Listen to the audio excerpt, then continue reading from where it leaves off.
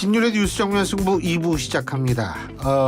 여러분들이 정말 다행이라고 행운이라고 생각할 수 있는 것, 대한민국 최고의 정치 컨설턴트가 분석하는 요새처럼 엄청난 많은 정치 현안들 직접 들어보실 수 있는 기회를 가질 수 있기 때문에 여러분 정말 행운이다, 저 이런 생각이 드는데요.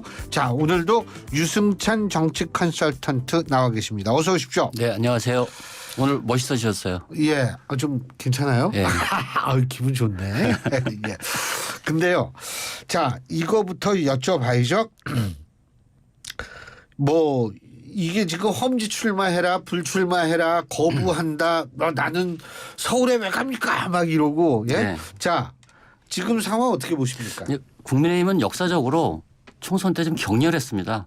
뭐 옥새 나르샤 뭐 이런 것도 있었고요. 옥새 들고 나르샤. 여기는 순순히 당이 요구하는 걸 듣지 않는 전통이 있습니다. 예. 그럼요. 보수 정당이 그래요. 그러니까 민주당하고 굉장히 달라요, 분위기가. 대표님, 좀 민주적이라고 볼 수 있는 거 아니에요? 좋게 보면? 아니 그거는 역동성이라고 봐야죠, 이게. 역동성. 근데 저는 요즘에 국민의힘을 보면 너울성 파도가 생각나고 민주당을 보면 국민의힘이 역동의 힘이 되겠네, 그러니까. 네. 민주당을 보면 약간 겨울 고목나무 같은 느낌이 드네요. 그래서 약간 새로운 이야기가 필요한 건 역시 민주당이다, 뭐 이런 생각이 들고. 역시 대표님은 굉장히 시적이셔. 근데 네. 어쨌든 지금 이뇨한 혁신위와 김기현 대표가 갈등 양상을 보이고 있잖아요. 예. 그래서 저는 이뇨한 혁신위가 실질적 권한은 없지만 전체적으로 이 뭔가 이번 총선 전체를 관통하는 대통령의 의중을 반영하고 있다고 봅니다. 그러니까 이 이뇨한 혁신위가 지금 내놓고 있는 카드들 있지 않습니까? 저는 이제 이거를 뭐 이제 비밀팀이 좀 있다. 이거 김한길 왜 강서구청장 보궐선거 끝나고 대통령께서 김한길 위원장한테 힘을 실어주는 발언을 몇 차례 했잖아요. 기억하시죠? 예, 기억하시죠? 그러면 이제 총선 전략에 대해서 굉장히 긴밀하게 얘기가 됐다. 저는 이렇게 봅니다. 그러니까 이뇨한 위원장은 사실상 김한길 대표와 연결돼 있을 것이고 김한길 플러스 알파의 인비저블 팀, 보이지 않는 팀이 있다고 저는 보는데 4개의 기조가 그겁니다. 그러니까 윤핵관 불출마 첫 번째, 두 번째 TK, PK 중진 수도권 험지 출마, 세 번째 보수 선거 연합. 여기는 그 유승민, 이준석을 포함하는 보수 선거 연합. 이게 대통령 선거 전에 했었던 대통령 선거를 이기게 만들었던. 그리고 네 번째가 그 청년 전진 배치입니다. 이게 이제 비례해서 청년 전진. 네 가지의. 네, 그건 저 혁신이가 얘기했죠. 이 네 가지의 그 4대 전략, 4대 총선 기조는 이미 내가 볼 때 어디선가 이번 총선을 이기기 위해서 정해놓았다. 왜냐하면 대통령 임기 중반에 치러지는 총선에서 패배하면 이건 뭐 누가 봐도 심각한 레임덕이 올 수밖에 없지 않습니까? 그럼 총선에서 승리하고 싶은 간절함 측면에서 보면 전 윤석열 대통령이 가장 간절할 것이라고 봅니다. 근데 그런 측면에서 보면 저는 뭐 지금 이뇨한 위원장이 막 여기저기 다 아무 생각 없이 다니는 것 같지만 그런 게 아니고 어떤 총선 전략 기조에 따라서 지금 움직이고 있다. 이렇게 보는 게 맞다고 봅니다. 근데 제가 여쭤보고 싶은 게 지금 이제 3년 차에 이제 치러진 선거가 16대 총선 김대중 정권 시절 요 하나밖에 없더라고요. 찾아보니까. 그때는 새천년 민주당을 김대중 당시 대통령이 여당을 다시 이렇게 만들면서 선거를 치러서 안 됐거든요. 잘 안 됐죠. 예. 그런데 제가 하나씩 여쭤보고 싶은 게 뭐냐 하면 보수 선거 연합부터 여쭤볼까요? 예. 그 이준석 전 대표하고 선거 연합을 하려면 탈당을 하면 안 되잖아요. 그렇죠. 저는 그래서 아직도 뭐 이준석 대표가 100% 탈당한다 이렇게 보지 않습니다. 근데 그게 탈당을 안 하려면 본인도 탈당을 안 하겠다 그러면 명분이 있어야 되는데 탈당을 하겠다, 나는 신당을 만들겠다는 명분도 그리 명확하지 않기 때문에. 그렇죠. 예. 지금 본인이 이제 55%라고 그랬잖아요. 본인 입으로. 56% 아닌가요? 이제 매일 1%씩 올라갈 거다 그랬는데 그 약간 좀 말장난인 것 같고 그만큼 그러니까 신당을 한번 해서 실패한 경험이 있기 때문에 그 트라우마는 꽤 깊거든요. 그러니까 신당이 어렵다는 거를 이준석 전 대표가 알 거란 말이에요. 근데 이렇게 강하게 이제 얘기하는 거는 총선 승리를 위해선 자기 자신이 필요하다는 어떤 자신감 때문 아닐까 이런 생각이 들고 명분은 이준석 본인이 만드는 게 아니고 제가 볼 때는 윤석열 대통령이 만들어야 한다고 봅니다. 근데 그런 순간이 올지 안 올지 저도 확신할 수는 없어요. 왜냐하면 좀 진도를 많이 뺐잖아요. 이준석 전 대표가. 뭐 아픈 사람 뭐 이런 표현도 했고 뭐 아무튼 여러 가지에서 좀 환자는 서울에 있다라고 얘기. 네, 아픈 사람 아무튼 그런 표현부터 뭐 이뇨한 위원장에게 뭐 영어로 얘기했다거나 뭐 우리 또 안철수 그 의원하고 이게 전체적으로 사실 이준석 전 대표는 만약에 신당을 만들어서 큰 정치를 하려면 좀 자제해야 할 대목이죠. 사실은 태도 논란이 이제 계속 일어나고 있지 않습니까? 태도 논란은 본인 정치 인생에 결코 도움이 되지 않거든요. 뉴스에 좀 많이 나오긴 할 겁니다. 근데 뉴스에 많이 나온다고 항상 좋은 건 아니죠.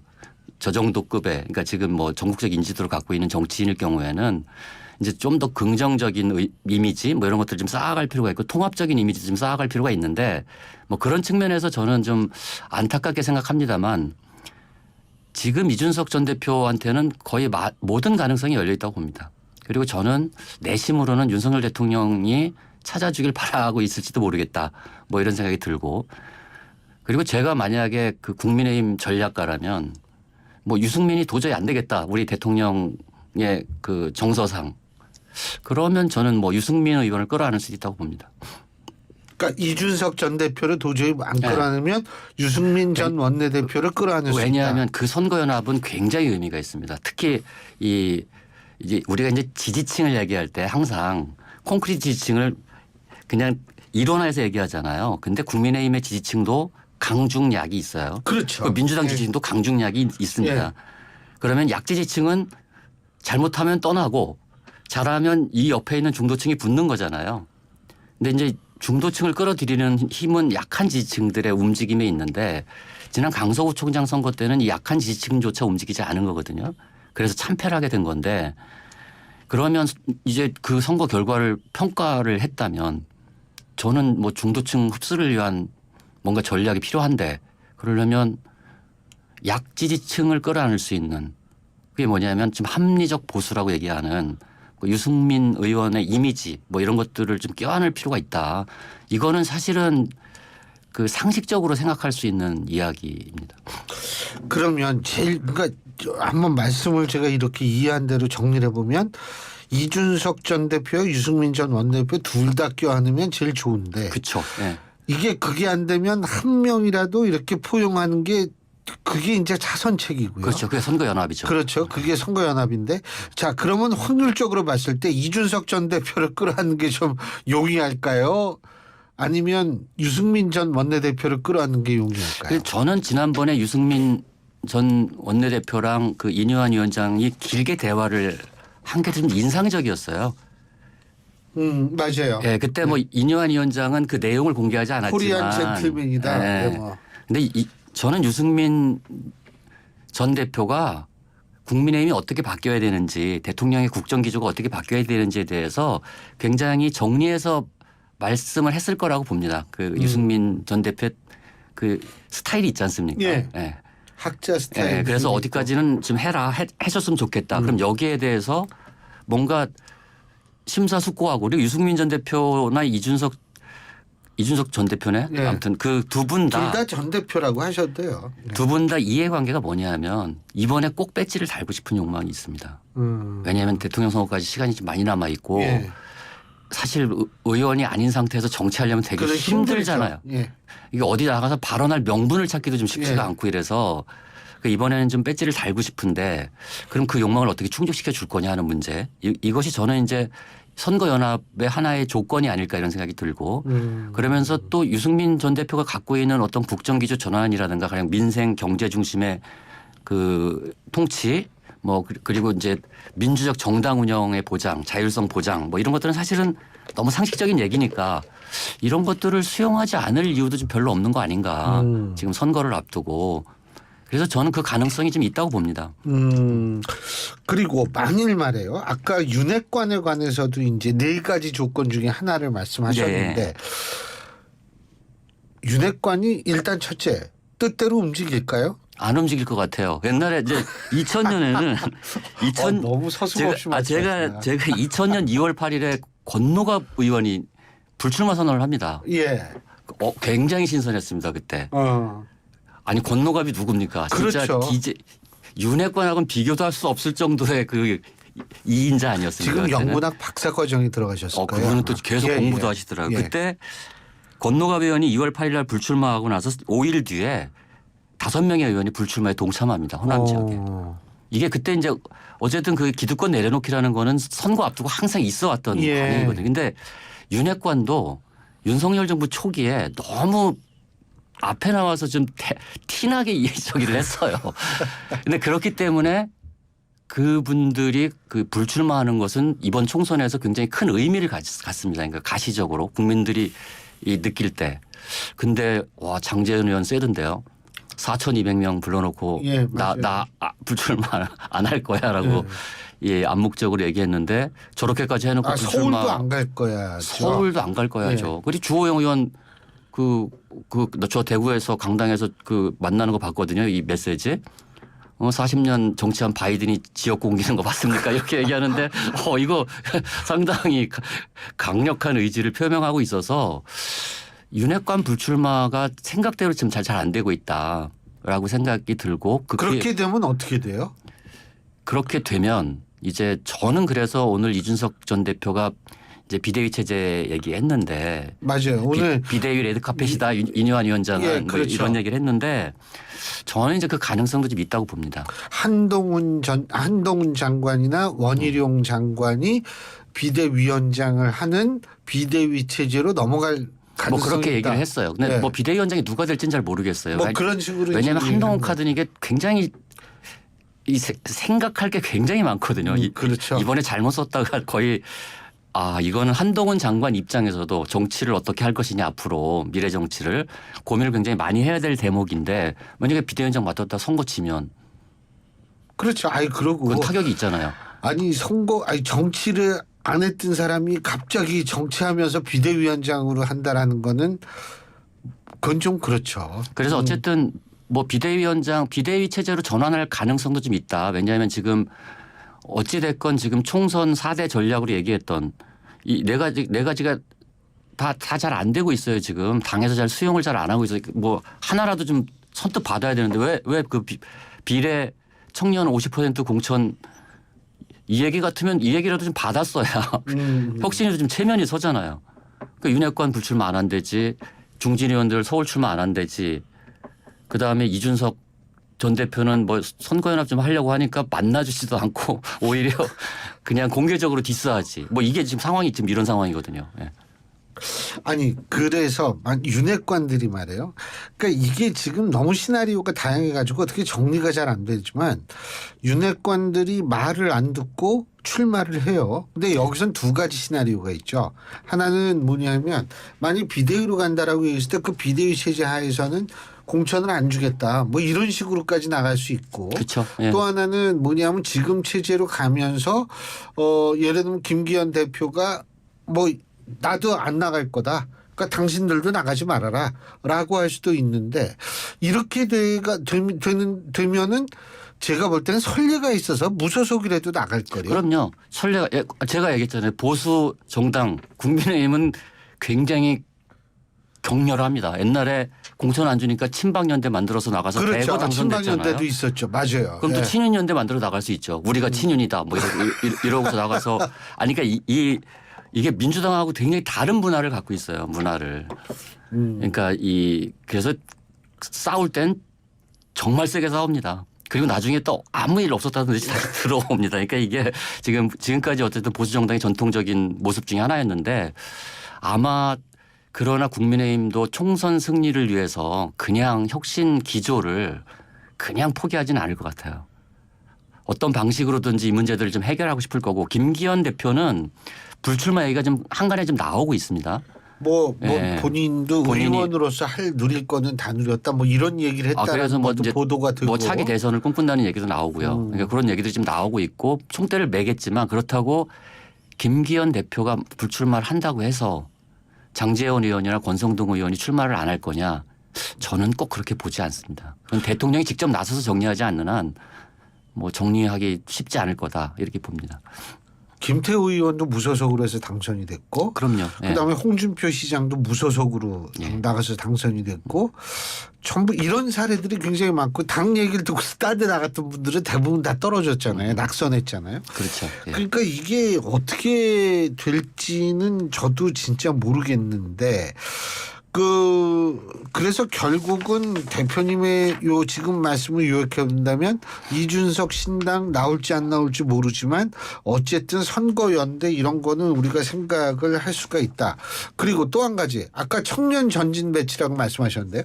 요거는 좀 받을 수 있는 거 아니에요? 비례대표 50%? 아, 저는 이준석 뭐 현상이라고 부를 수 있을지 모르겠지만 어쨌든 이준석 전 대표가 뉴스를 거의 도배하다시피 하지 않았어요? 그 최근에? 예. 그렇죠. 이준석이 청년이잖아요. 예. 그래서 이준석 전 대표가 신당을 만들든 안 만들든 국민의힘이나 민주당 모두 이 청년 세대 교체가 큰 화두가 됩니다. 이번 총선은. 이미 화두가 됐어요. 그래서 누가 이거를 더 적극적으로 수용해서 받아들일 거냐 하는 문제가 민주와 국민의힘. 네, 둘 다. 예. 둘 다. 이제 왜냐하면 우리가 2012년에 안철수 그 의원이 대선에 나왔을 때는 제3지대에서 강력한 대선 후보가 나왔기 때문에 정치 혁신이 가장 중요한 화두가 됐었거든요. 근데 지금은 그 역할을 이제 청년이 하고 있는 거예요. 그러니까 이준석 전 대표가 하고 있는 건데 그렇기 때문에 청년을 어떻게 이번 총선에서 이 중용할 거냐 말 거냐 하는 문제가 총선 전략에 굉장히 중요한 부분이 됐어요. 근데 이것도 사실상 국민의힘이 받기가 더 좋습니다. 민주당은 현역 의원들이 너무 많아요. 그렇죠. 그래서 뭔가 새로 수혈해서 갖다 앉힐 데가 별로 없습니다. 그리고 공천을 또 다 무슨 전략 공천을 할 수도 없고 지금 청년을 데려다가 지역구를 논다고 해서 경선에서 이길 가능성이 없지 않습니까? 그렇죠. 지금은. 그래서 이제 지금 제가 이제 이 정치적 후퇴라고 저는 보는 병립형 회기가 양당의 이해관계와 좀 맞아떨어지고 있다는 게 민주당 입장에서도 비례라도 갖고 있어야 뭔가 이 당대표가 원하는 공천을 할 수 있다 뭐 이런 이제 심리적 그런 게 생기고 있는 거예요. 그러니까 그럼 한 15명 이상은 내가 공천할 수 있다 뭐 이런 게 그렇죠. 있으니까 자꾸만 그쪽으로 끌리는 거죠. 근데 사실 그 병립형으로 회귀하는 것은 국민의힘은 타격이 별로 없습니다. 국민의힘은 병립형을 연동형을 지지한 적도 없고. 예, 병립형을 지금도 주장하죠. 패스트트랙. 근데 민주당은 수차례 걸쳐서 약속했습니다. 패스트트랙으로 연동형 비례제를 만든 준연동형 비례제를 만들었을 뿐만 아니라 위성정당을 만든 그 주원글씨도 갖고 있고 그다음에 지난 대선 때 기억하십니까? 대선 얼마 앞두고 민주당이 의원 전체 연서명에서 정치개혁안을 발표했는데 그때 이 연동형 비례제안이 거기 들어가 있고요. 그랬어요? 저 기억을 못해요. 그리고 김동연 후보하고 후보 단일화할 때도 이게 이재명 대표가 서명한 그 서명 용지에 다당제 제도와 이게 들어가 있습니다. 근데 이 약속을 다 뒤집어야 되기 때문에 굉장히 정치적 부담이 큽니다. 민주당은 만약에 이 선거제도를 병립형으로 회귀하는 것이. 그래서 그럼에도 불구하고 어떻게 할지 저는 장담을 못 하겠어요. 지금 정치판 돌아가는 게 사실 상식을 위배하는 일들이 너무 많이 벌어지고 있지 않습니까? 지금 민주당 말씀하시니까 민주당도 잠깐 여쭤보는 게 지금 이상민 의원을 비롯해서 뭐 이 비명계 의원들이 뭐 일단은 그 모임을 만들지 않았습니까? 5분이요? 뭐 원칙과 상식이래요. 원칙과 상식인가요? 원칙과 상식이 필요하긴 합니다. 한국 정치에. 그 모임을 만들었는데 여기에 비명계 의원들이 탈당을 해서 신당을 만들 가능성은 얼마큼 보세요? 아니, 저는 뭐 만들 수는 있다고 보는데 그게 힘을 가질 수 있을지는 잘 모르겠어요.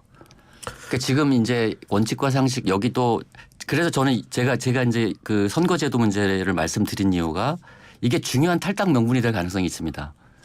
그러니까 그래서 이제 민주당은 선거제도 개혁을 내년으로 이월시킬 가능성이 있어요. 올해 안에 결정하면 이거 갖고 탈당하는 사람 생기고 뭐 이럴 수 있기 때문에. 왜냐하면 오늘 위성정당 방지법에 30명이 참여했어요. 그러니까 지금 탈당이 가시화된 의원은 5명인데 탈당 의사를 직간접적으로 표명한 분들은 근데 이제 이 선거제도를 빌미로 지금 어쨌든 30명이 여기 서명을 했단 말이에요. 들썩들썩 하시는 분들이. 그렇죠. 이게 잘못하면 이게 이제 요즘 이 총선을 앞두고는 아주 작은 불씨도 이게 큰 불로 번질 가능성이 있는 거거든요. 원래 모든 게 꺼진 불도 다시 봐야 돼요. 그러니까 일상 시기가 아니라 그럼요. 총선을 앞두고 있기 때문에 이게 네. 크게 비화될 가능성도 있고 여러 가지 이제 가능성들이 있는데, 근데 저는 이제 민주당 탈당파들 중에는 이준석 전 대표처럼 이렇게 좀 파괴력을 가진 정치인이 없습니다. 그래서 신당을 만들더라도 단독으로 만들기는 좀 어렵지 않을까. 네. 그중에 또 이상민 전 의원은 오늘 또 뭐 국힘도 갈 수 있고 이준석 신당도 갈 수 네. 있다고 이제 의사를 공개적으로, 저는 뭐 제가 방송 2달 전에 나와서 이상민 의원 국민의힘으로 가려고 한다 이런 얘기 드린 적이 있었는데 어쨌든 그 의사를 밝혔어요. 어쨌든. 근데 그렇다는 얘기는 이상민 의원은 탈당파 신당에 참여하지 않겠다는 네. 의사를 밝힌 거잖아요.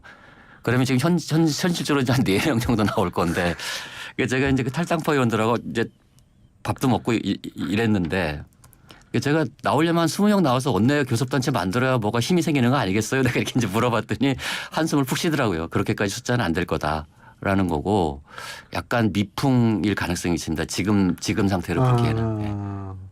근데 뭐 조국 전 장관, 추미애, 송영길 전 대표, 다 신당 만들겠다 혹은 신당을 같이 하겠다 이런 얘기 하잖아요. 그렇죠. 그래서 조국 전 장관이 좀 약간 불쾌할 것 같아요.